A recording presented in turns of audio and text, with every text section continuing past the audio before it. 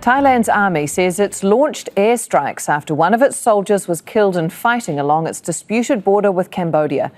Both sides accuse the other of breaking a US-backed ceasefire that stopped fighting earlier this year.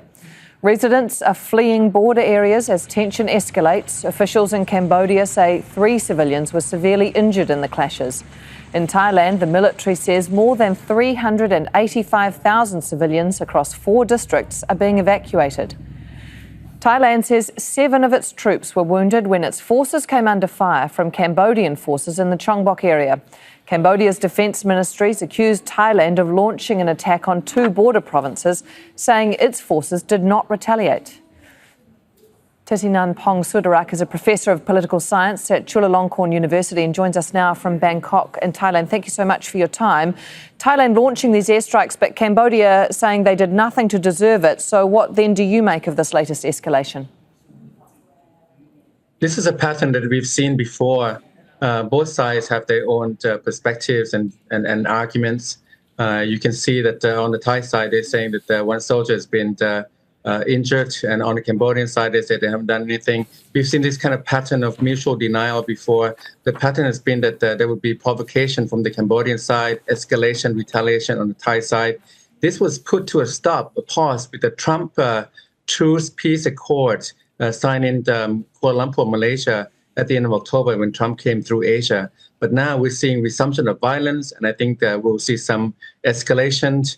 And then the question is, whether Trump reneges now, he pulls back on those deals that he signed with Cambodia and Thailand, the Cambodian final deal, Thailand, a framework agreement on the tariffs. So the stakes are very high for both sides, not just the violence, but also the trade deals with the US. Can we dig into that peace accord? Because both men said in October, the leaders of each country said that they had an unwavering commitment to peace and security, and that was only less than 2 months ago.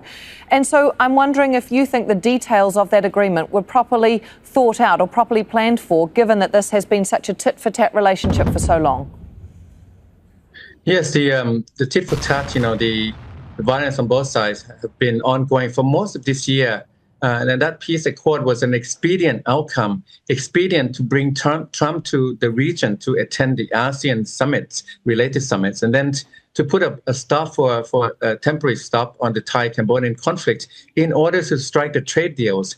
But now that you see the violation of the peace accord, it means that the conflict is very raw, it's long-lasting, and it goes back many centuries. So something else will have to be done here. I think Malaysia, as a chair, there's a kind of a gap now between a new chair as Philippines. But I think both countries, a new chair, Philippines of ASEAN, and also Malaysia, they have to step in and try to mediate somehow before we get to see more escalation and more violence. When we talk about more escalation and more violence, Thitinan, we have already seen, we've showed our viewers these pictures, hundreds of thousands of people on the roads already. They're fleeing. They are worried that this is about to take a turn for the worse. Do you think it is in the next hours or days to come?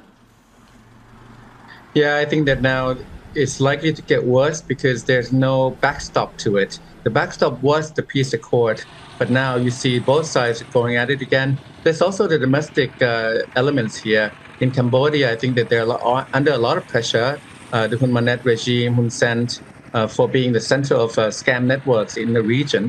In Thailand, there's also a temptation to exploit nationalism in order to go to the election for the government of Anutin Chanvirakul. So in Thailand, nationalism, in Cambodia, nationalism for different reasons, under different contexts. But this means most likely more conflict and more people will suffer along the border. Thank you so much for your time. Thitinan Sudarak, a professor of political science at Chulalongkorn University. Thank you.